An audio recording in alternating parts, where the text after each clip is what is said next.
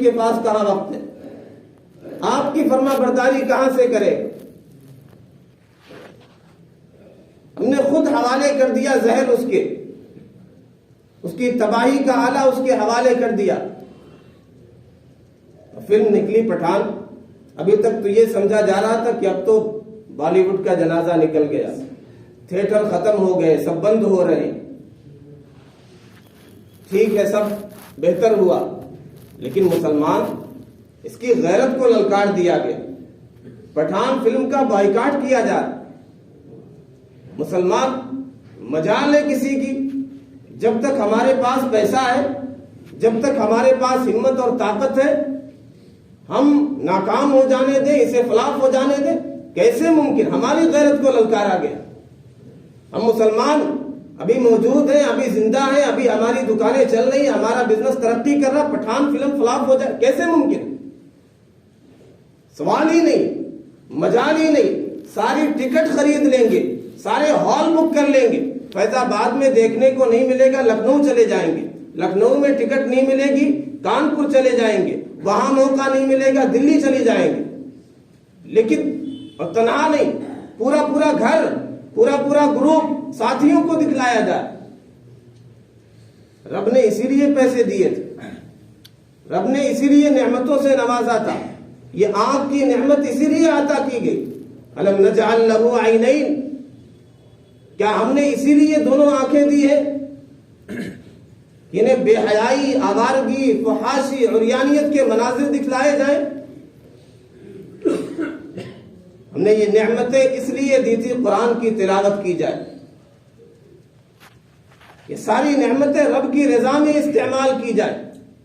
ایک جنون سوار ہو گیا. مسلمان جیسے اپنا ہندوستانی یا پتہ نہیں کون سا فرض منصبی سمجھ رہا. کتنے پیسے برباد کیے مسلمانوں نے اسے ہٹ کرانے کے لیے، اسے کامیاب کرانے کے لیے. کیوں بھائی؟ اپنا بھائی ہے مسلمان. شاہ رخ خان مسلمان، وہی سب سے بڑا مسلمان. کتنے مسلمان، کتنے علماء اللہ والے، کتنے بے قصور جیل کی سلاخوں میں بند ہیں، ان کی فکر ہمیں نہیں. یہ سب سے بڑے مسلمان ہیں،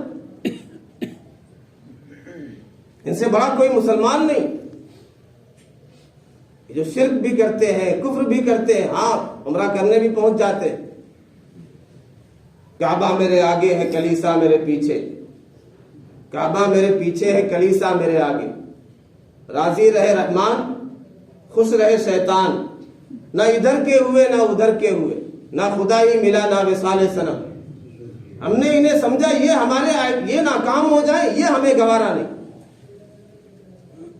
اور انہیں ہماری کوئی فکر نہیں، ہماری کوئی پرواہ. ہماری بستیاں جلا دی جائے کوئی بولنے والا نہیں. انہیں ہم نے سمجھا ہے کہ یہ ہمارے لیڈر ہیں، ہمارے سپر اسٹار ہیں. ان الذين يحبون ان تشيع الفاحشة في الذين آمنوا لهم عذاب أليم في الدنيا والآخرة.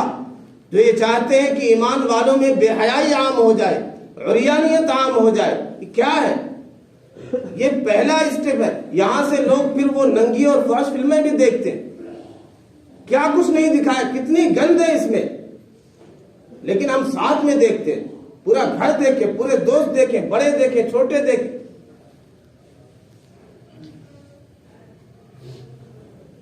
قوم تباہ نہ ہو تو کیا ہو؟ ہم کہتے ہیں ہم پر رحمتیں کیوں نہیں ہوتی، پریشان کیوں ہیں، ہم پر مظالم کے پہاڑ کیوں توڑے جا رہے ہیں. رحمتیں ہیں تیری اغیار کے کاشانوں پر، برق گرتی ہے تو بیچارے مسلمانوں پر.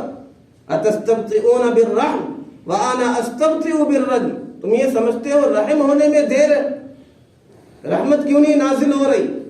اللہ والے یہ سمجھتے ہیں کہ پتھر کیوں نہیں برس رہے، عذاب میں کیوں نہیں گرفتار کیا جا رہا، عذاب کے کوڑے کیوں نہیں برس رہے، انہیں دھسایا کیوں نہیں جا رہا، ان کی شکلوں کو مسخ کیوں نہیں کیا جا رہا.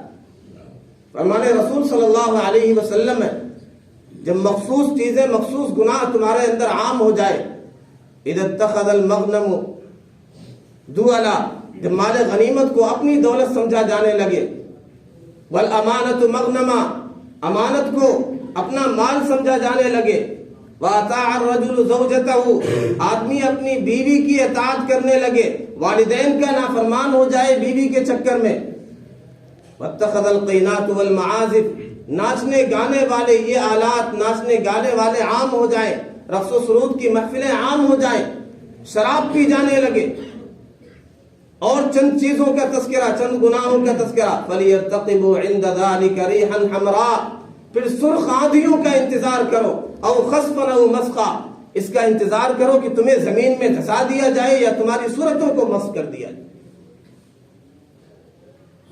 4-5 نوجوان گاڑی سے جا رہے تھے کلکتہ کے کسی علاقے کا واقعہ، ایک پٹھان فلم ہٹ کرانے کے لیے، اسے دیکھنے کے لیے، ایکسیڈنٹ ہوا، موت ہو گئی۔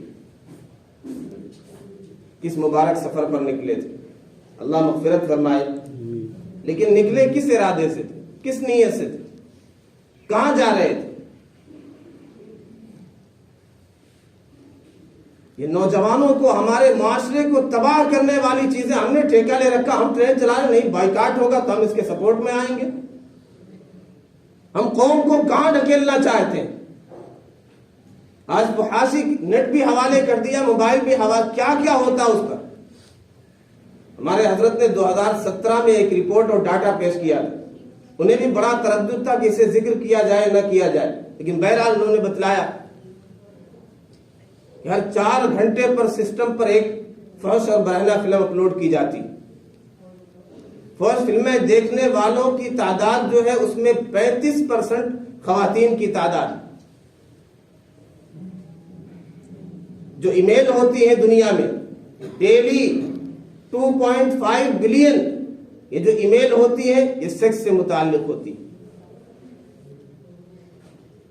55 یا 65% جو طلاق ہو رہی ہے اس کی بنیادی وجہ کہ زوجین میں سے کوئی نہ کوئی فحش فلمیں دیکھ رہا۔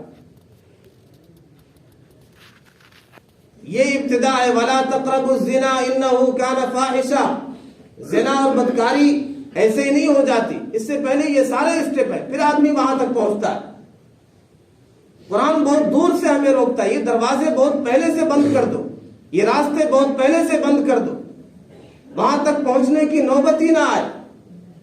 ان ساری حرکتوں کی ہم نے سمجھا کہ بڑی عزت ہے، انہیں سپر اسٹار کہا جا رہا ہے، دنیا انہیں سیلوٹ کر رہی، یہ جھوٹی عزت ہے، چند دنوں کی عزت ہے۔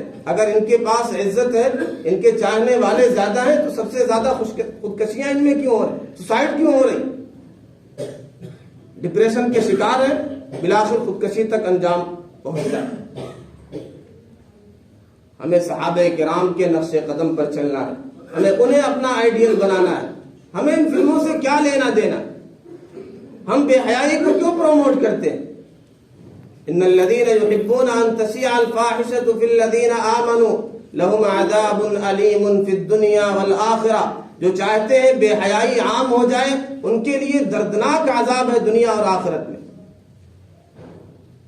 قرآن سب سے پہلے یہ کہتا اگر کہیں لگے بے حیائی تو اسے پروموٹ نہ کرو، اسے عام نہ کرو، اسے نشر نہ کرو، اسے شیئر نہ کرو، اسے فارورڈ نہ کرو۔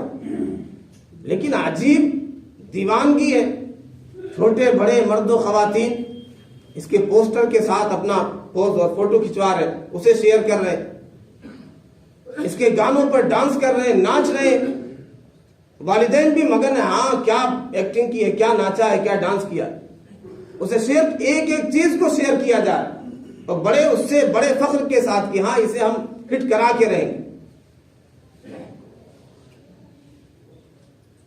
یہ فلم دنیا کو ہم دکھانا چاہ رہے ہیں، ایک فلم وہاں بھی چلے گی قبر میں، پھر پتہ چلے گا۔ ان الذين يحبون ان تشيع الفاحشة في الذين آمنوا لهم عذاب أليم في الدنيا والآخرة والله يعلم وأنتم لا تعلمون۔ اللہ خوب جانتا، تمہیں نہیں پتا ہے تمہارے لیے کتنی نقصان دہ ہے یہ چیز ہے، تمہیں کتنا تباہ کر سکتی ہے۔ ہمیں اپنا آئیڈیل، اپنے لیے سپر اسٹار صحابہ کو سمجھنا چاہیے۔ الا استحی من رجل تستحی منہ الملائکہ، سیدنا عثمان غنی رضی اللہ تعالیٰ عنہ جن سے ملائکہ بھی حیا کرتے تھے، یہ ہمارے رہنما، ان کے نقش قدم پر چلنا، ہمیں حیا کو عام کرنا، یہ مسلمان کی بنیادی صفت ہے۔ اذا فاتک الحیاء فافعل ما شئت، بے حیا باش ہر چه خواہی کن۔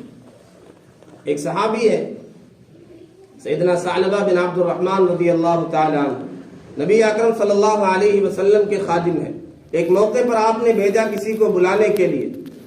یہ نکلے راستے میں ایک انصاری خاتون کے گھر سے. اس طرح کے دروازے نہیں ہوتے تھے پہلے دور میں, پردہ لگا تھا. اتفاق سے پردہ ہٹ گیا, کوئی خاتون غسل کر رہی تھی, ان پر نگاہ پڑ گئی.